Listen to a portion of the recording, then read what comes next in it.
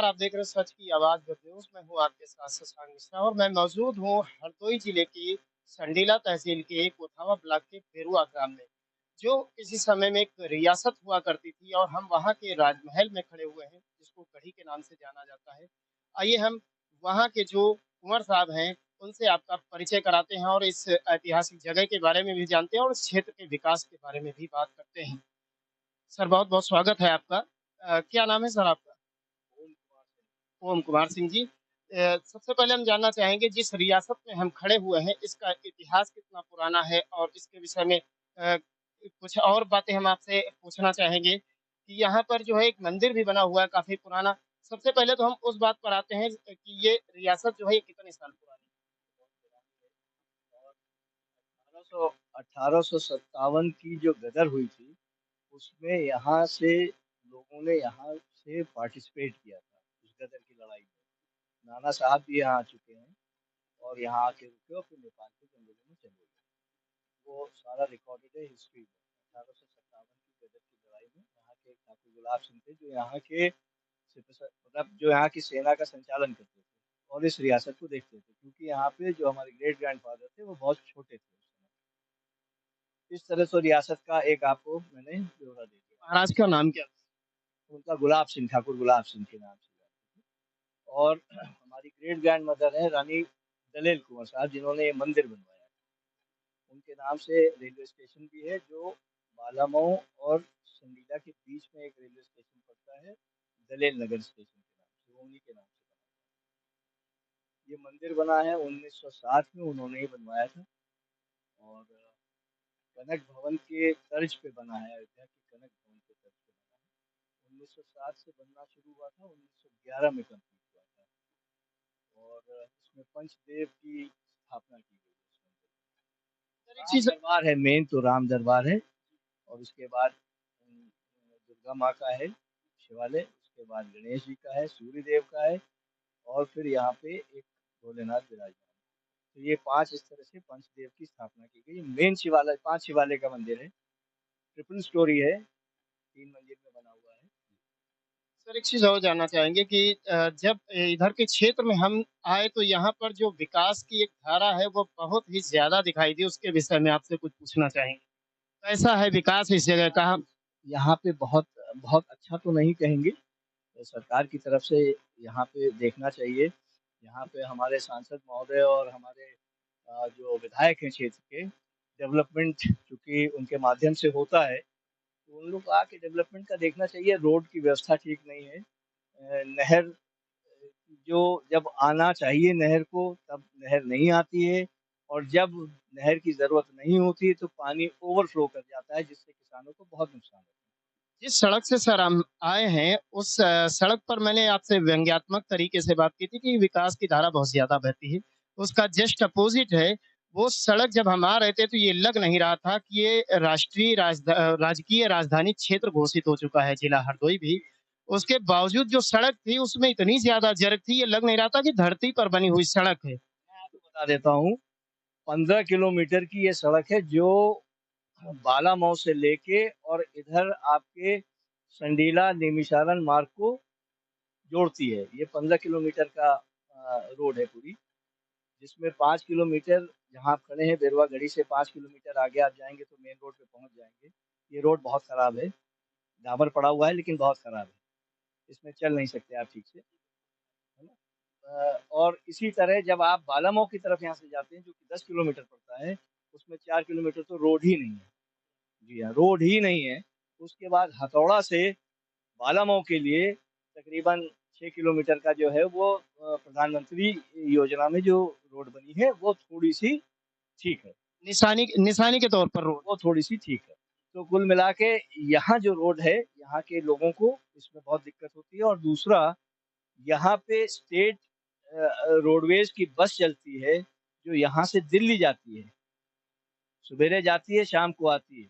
सीतापुर होके और यहाँ से दिल्ली जाती है, इसी रूट से। अब आप सोचिए, इन्हीं सड़कों पे वो बस जाती है। हम लोगों ने तो चलना छोड़ दिया है इस सड़क पे। वो बस जाती यात्री लेके जाती है, उन यात्रियों की जान पे खतरा बना। बिल्कुल रोड नहीं है चूँकि, तो कभी भी कुछ भी हो सकता है। मतलब ये सुचारू रूप से उसको रोड को होना चाहिए कम से कम, ताकि उसमें चलने में सुविधा हो।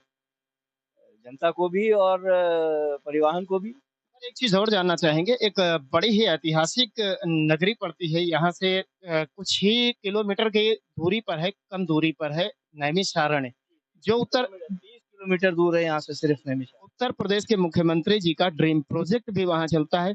तो ऐसे में सवाल ये उठता है कि उनका जो ड्रीम प्रोजेक्ट नैमिषारण्य धाम, जिसका बड़ा नाम है, तो इस तरीके का अगर उसके आस-पास क्षेत्र में विकास होगा तो क्या ये भारत देश में एक उत्तर प्रदेश की पहचान को बदनाम नहीं? नहीं, नहीं, उत्तर प्रदेश की पहचान को और बढ़िया करेगा, क्योंकि योगी जी इस समय हमारे मुख्यमंत्री साहब काफ़ी उसमें नैमिषारण्य में डेवलपमेंट को लेके काम कर रहे हैं।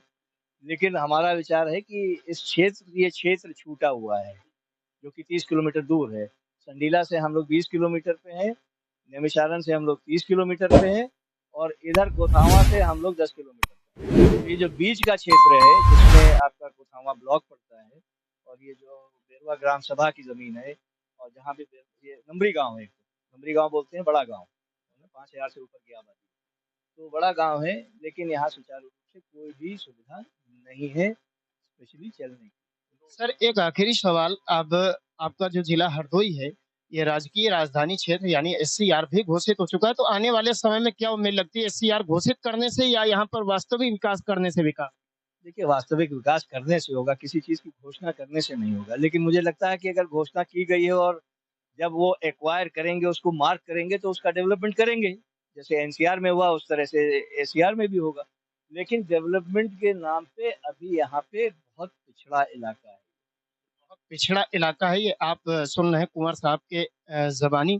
तो यहाँ पर कोई समय था जिस समय ये रियासत हुआ करती थी, उस समय यहाँ पर विकास की गंगा बहा करती थी। ये आज़ादी से काफ़ी पहले की बात है, यानी अंग्रेजी शासन था, उस समय यहाँ पर रियासत हुआ करती थी और अंग्रेजी शासन से यहाँ पर जो राजा थे, उन्होंने लोहा भी लिया। 1857 की जो गदर रही है, वहाँ उसकी लड़ाई में बड़ा योगदान रहा इस रियासत का। और अगर देखा जाए एक नज़रिए से तो आज़ादी में जो भारत आज़ाद हुआ है, उसमें भी इस क्षेत्र का बहुत बड़ा योगदान रहा है। और ऐसी जगह आज सरकार की नज़र से छिपी हुई है, तो ये उत्तर प्रदेश के लिए एक अच्छी-सी बात नहीं है। यानी आने वाले समय में देखते हैं कि हमारी खबर का असर क्या होता है, उत्तर प्रदेश के मुख्यमंत्री जी के तरफ तक पहुँचती है या नहीं। आपको हम अपने पीछे दिखाएँगे तो ये वही मंदिर है, जो पंचदेव मंदिर है और ये आज़ादी के पहले का मंदिर है। यहाँ से चोटी भी दिख रही है, लेकिन अभी हम आपको वहाँ भी ले चलेंगे कुछ देर के बाद, वहाँ की हकीकत भी दिखाएँगे, जहाँ एक तरफ उत्तर प्रदेश के मुख्यमंत्री जी धर्म के कार्य में भी जुटे हुए हैं, लेकिन इस तरीके की ऐतिहासिक धरोहरों को क्यों कुछ नहीं किया जा रहा, उनका विकास क्यों नहीं किया जा रहा है? क्या ऐतिहासिक धरोहर इसलिए होती है कि वो विकास से छूट जाएँ? इस पूरे क्षेत्र का विकास होना चाहिए, ना कि सिर्फ़ इस जगह का ही। और उसके साथ-साथ बड़ी बात ये है कि यहाँ से नैमिषारण्य धाम 30 किलोमीटर की दूरी पर है और लखनऊ से आने वाले लोग इधर से ही होकर गुज़रते हैं, उसके बावजूद भी ये क्षेत्र विकास से कोसों दूर है। और जहाँ हम खड़े हैं, यहाँ तक आने के लिए जिस सड़क से हम आए हैं, उस सड़क की अगर हम बात करें तो वो सड़क इतनी अच्छी है कि उस पर अगर आप छोटे पहिए की गाड़ी लेकर आते हैं, तो उसका जो चेंबर होता है, वो किसी भी समय फट सकता है और हादसे को दावत दे सकता है। सरकार गड्ढा मुक्त सड़कों का दावा करती है।